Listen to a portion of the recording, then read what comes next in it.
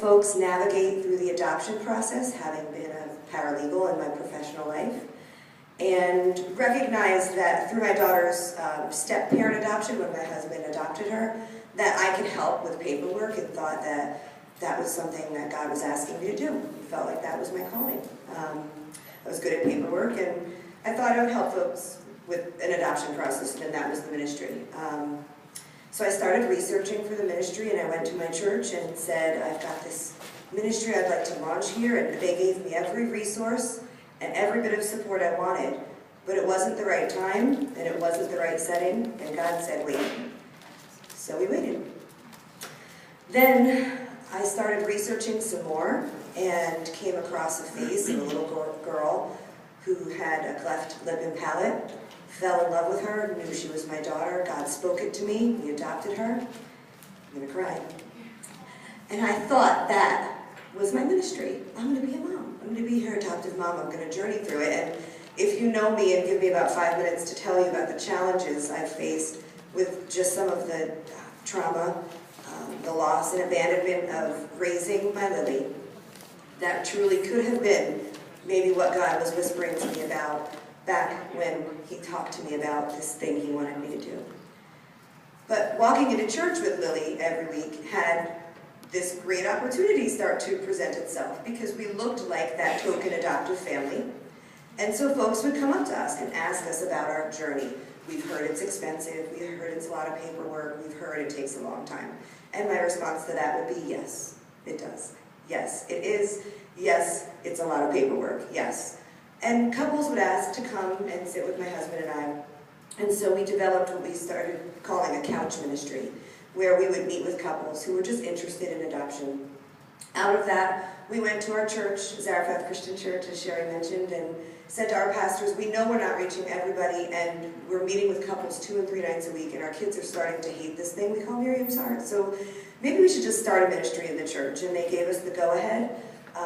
And we started hosting events and info nights and training classes in partnership with other churches and organizations. And churches started to send their leaders and pastors to our events and ask our help in creating something in their church. So we developed what we call Miriam's Heart, Inc., which is an outreach portion of Miriam's Heart. But throughout all of that, there were 3 things that I felt that God did and that I was being asked to be willing to do, that I wanted to share with you. In order to seek our calling and to become active within God's plan and ministry in our lives, we must be willing to do the following. We must be willing to listen, we must be willing to wait, and we must be willing to obey. Willing to listen. God had whispered Miriam's heart on my soul a long time ago, and it didn't make sense. John 10:27 says, my sheep listen to my voice. I know them, and they follow me.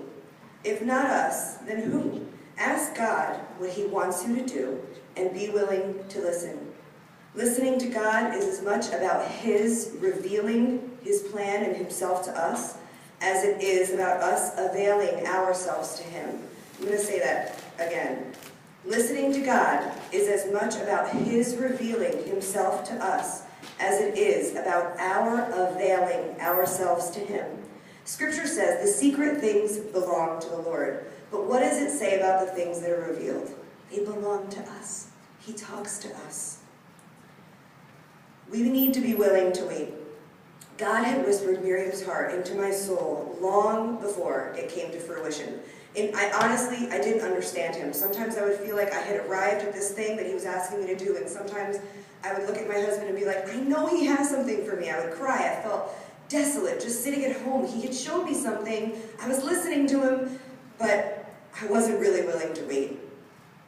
It was a long time between when God showed me glimpses of the thing that he had for me. And this only makes sense now in hindsight, but at the time I was frustrated, probably bratty a little bit, and I didn't know what his calling in ministry was for me, and I wanted him to be very specific, and he doesn't work for me, I work for him. Here's what Scripture says about how we should wait. Isaiah 40:31 says, they that wait upon the Lord, they shall renew their strength. They shall mount up on wings as eagles. They shall run and not be weary, and they shall walk and not faint. Certainly that's not how I waited. Gosh, I wish I had. Gosh, I wish I had. Now, willing to obey. There were times that God moved me in a direction that I did not want to go. One specific time for me in ministry was I had a neighbor whose children had been wrongfully removed by the DCPP, which was formerly known as DIFUS. Wrongfully removed. It was just a mistake, an error in the coding of the phone call. And her child ended up passing, and I did not want anything to do with DIFUS. I saw how they had torn my neighbor apart. I saw what it did to her children. I saw what it did to our neighborhood. I saw the fear that it put into my own children. I saw the unmarked cars coming down my street. It was horrible, and I was afraid. God wanted me to make a relationship with DCPP, and I really didn't want to do it.